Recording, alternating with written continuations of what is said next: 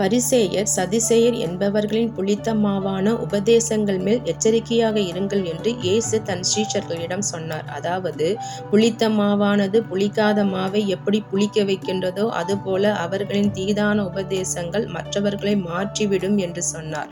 ஆனால் சீஷர்களோ, நாம் அப்பம் கொண்டு வராதபடியால் இயேசு நம்மிடம் எப்படி சொல்கிறார் என்று தங்களுக்குள்ளே யோசனை பண்ணி கொண்டார்கள். ஏனென்றால் அதற்கு முந்தியுள்ள அதிகாரத்தின் இறுதி பகுதியில் 7 அப்பம் சில சிறுமீன்களை வைத்து 4000 புருஷர்கள் மற்றும் ஸ்திரீகள் பிள்ளைகளை அவர் போஷித்தார்.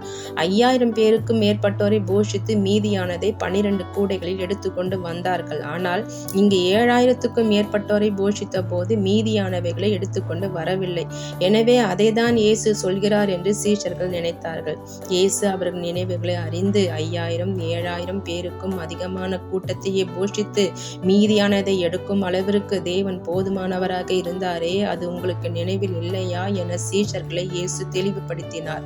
தேவன் ஆவிக்குரிய மற்றும் பரம ரகசியம், அதற்கான தடைகள், இவைகளை பற்றி சீஷர்களிடம் சொன்னார். ஆனால் சீஷர்கள் அப்பத்தின் மீது கவனம் உள்ளவர்களாக, ஆவிக்குரிய திறன் இல்லாதவர்களாக காணப்பட்டார்கள். இன்றும் சபைக்கு வரும் ஏராளமான ஜனங்கள் தேவனுக்குரியது, பரலோக காரியம், ஆவிக்குரிய அனுபவம் இவைகளை போதிக்கும் போது அவர்கள் இவ்வுலக பொன் வெள்ளி பொருளாதாரம் போன்றவைகளுக்கு அந்த உபதேசங்களை மாற்றிக்கொள்கிறார்கள். அவர்கள் ஆவிக்குரிய தெளிவில் வளராமல் இருக்கிறார்கள். அதனால் இவ்வுலக ஆசீர்வாதங்களும் பரலோக ஆசீர்வாதங்களும் இல்லாமல் தவிக்கிறார்கள். அழியும் இவ்வுலக காரியங்கள் மீது மட்டும் கவனம் செலுத்துகிறார்கள். முதலாவது தேவனுடைய ராஜ்யத்தை அறிந்து கொண்டாலே இவ்வுலக ஆசீர்வாதங்கள் அதனோடு சேர்ந்து வரும். நான் எதை பற்றி பேசுகிறேன், நீங்கள் எதை பற்றி சொல்கிறீர்கள் என்று இயேசு சொல்லாமல் சொன்னார். இன்று ஆவியானவர் சத்தியத்தை உபதேசிக்கும் போது சபை இன்றைக்கு என்ன புரிந்து கொள்கிறது, சத்தியம் இன்று உங்களுக்கு என்ன கற்றுக் கொடுக்கின்றது,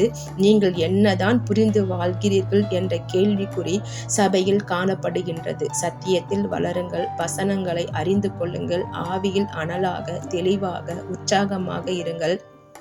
உலக காரியத்தின் மீது எவ்வளவு நாட்டம் உள்ளதோ அவ்வளவும் தேவனை புரிந்து கொள்ள முடியாது. நாம் தேவனை புரிந்து கொள்ளாவிட்டால் சோதனைகளில் அதிகமாக அகப்பட்டு தப்பிக்க வழி தெரியாமல் அங்கலாய்ப்போம். தேவனை ஆராதிக்கிற நாம் தேவனை நேசித்து தேவன் நம்மை ரட்சித்ததையும் நம்மில் வைத்த அன்பையும் அழியாத ஒரு வாழ்வை தேவன் நமக்கு தந்ததையும் நினைத்து மகிமைப்படுத்த வேண்டும். இவ்வுலகில் வாழ நமக்கு தேவையான அனைத்தையும் தர தேவன் வல்லவராயிருக்கிறார். தேவனுக்குள் தான் எல்லா நன்மைகளும் இருக்கின்றது. தேவனை தவிர்த்துவிட்டு நன்மைகளை தேடினால் அது கிடைக்காது.